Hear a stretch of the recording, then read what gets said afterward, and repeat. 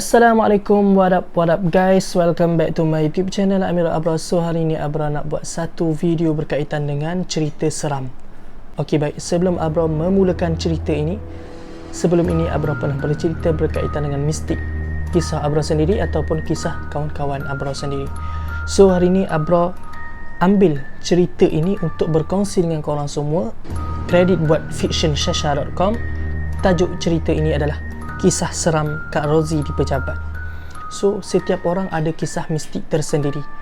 Ada ketika dia melihat dengan mata kasar dan ada ketika dia mendengar kisah daripada orang yang lain. So, kita mula kisah kita dari sekarang. Hai warga FS, ni pertama kali aku hantar cerita. Seandainya admin siarkan cerita aku ni, aku nak ucap terima kasih. Sama-sama. Dan selamat membaca. Kisah ni sebenarnya tak jadi kat aku, tapi jadi kat supervisor tempat aku kerja. Memang sebelum aku mula kerja kat sini, aku ada juga dengar banyak kisah mistik yang ada dekat sini. Tapi selama aku kerja ni, aku belum lagi berjumpa dengan perumah tetap tempat kerja aku ni.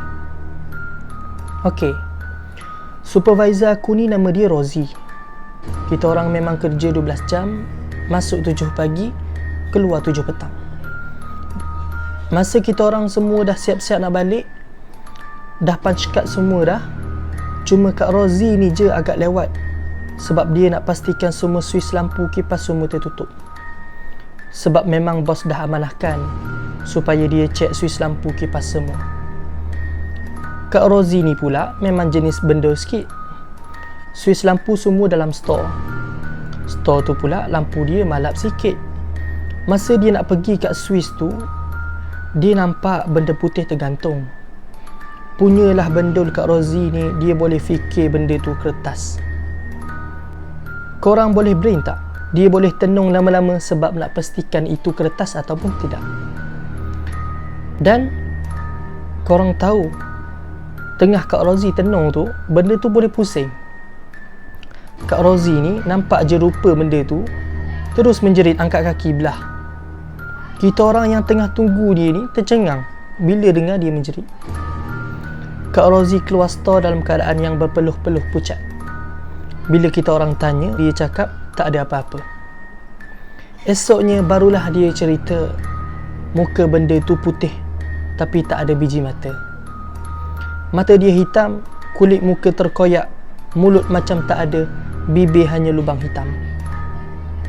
Seram aku dengar cerita Kak Rozi tu. Mujurlah sepanjang aku kerja ni, tak pernah lagi lah terserempak dengan entiti yang real ini. Kalau bayangkan sekilas tu, belambak dah aku nampak. Okey, ni ada lagi satu cerita. Kat tempat kerja aku ni ada bilik rehat kat tingkat atas. Satu hari Kak Rozi ni demam. Dia duduklah dalam bilik rehat tu. Masa dia tengah mamai tu, tiba-tiba Amir tegur dia. Amir ni salah seorang staf lelaki kat sini. Masa dia tengah mamai tu, Kak Rozi tidur, kata Amir. Nak tidur jugalah. Lepas tu terus baring sebelah Kak Rozi. Kak Rozi ni terkejut lah. Macam mana ada orang lain boleh masuk padahal dia kunci pintu. Dalam mamai-mamai tu, dia terus bingkas bangun. Gila kau Amir, tu bukan mahram dia kot. Terdetik juga cuak dalam hati dia. Bila dia bangun tak ada orang weh. Tapi badan dia terasa macam ada orang sentuh dia. Macam betul je tadi Amir baring tepi dia. Dia pun apa lagi, pakai tudung, ambil beg terus turun bawah. Korang tahu, bila Kak Rozi turun je, dia nampak Amir kat pantry tengah melantak Maggi cup. Esoknya Kak Rozi MC. Dia dah lah demam.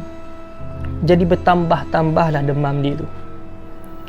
Yang aku peliknya, Kak Rozi je selalu kena kacau. Kadang-kadang masa Kak Rozi baring kejap kat bilik rehat, dia rasa ada orang main gelang kaki dia. Kadang bila dia duduk kat store, dia dengar bunyi orang baling kerusi meja kat atas. Yang ni pun aku pernah dengar. Memang kuat gila.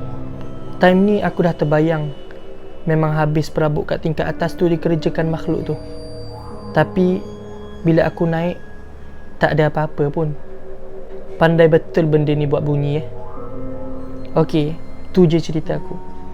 Andai ada kesempatan, aku ceritakan lagi kisah dan pengalaman aku. Kalau cerita ni agak bosan, aku minta maaf. Assalamualaikum. So, di sini kita boleh dengar kisah daripada seorang pekerja di pejabat, iaitu Kak Rozi, yang mana dia ni sering dikacau. So, kalau korang nak dengar lagi kisah seram, ataupun korang nak share dengan Abrar kisah seram korang boleh DM di Instagram Abrar sekarang. Abrar akan letak. So, Abrar akan baca dan Abrar akan kongsi di YouTube channel ini. So, jangan lupa subscribe, comment, like and tunggu video yang akan datang. Assalamualaikum.